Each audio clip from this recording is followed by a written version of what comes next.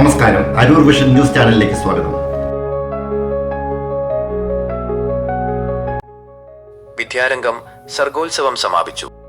എറണാകുളം ഉപജില്ലാ വിദ്യാരംഗം കലാസാഹിത്യവേദി സംഘടിപ്പിച്ച സർഗോത്സവത്തിന്റെ സമാപന സമ്മേളനം എറണാകുളം MLA TJ വിനോദ് ഉദ്ഘാടനം ചെയ്തു.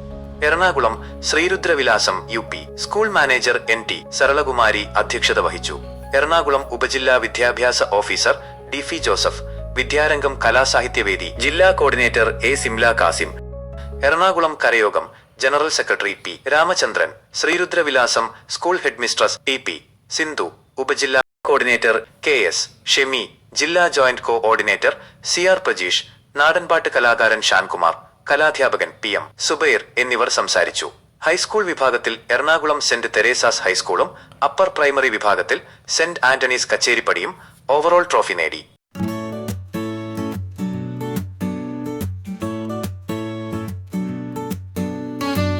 ഈ മത്സരത്തിൽ ഇവർക്ക് ജയിക്കാൻ അവസരം ഉണ്ടാക്കി കൊടുത്ത നമ്മൾ 2ാം സ്ഥാനത്തും 3ാം സ്ഥാനത്തും അല്ലെങ്കിൽ 4ാം സ്ഥാനത്തും പോയിട്ടുള്ള നിങ്ങളെ ഓരോരുത്തരും ഞാൻ അഭിനന്ദിക്കുകയാണ്.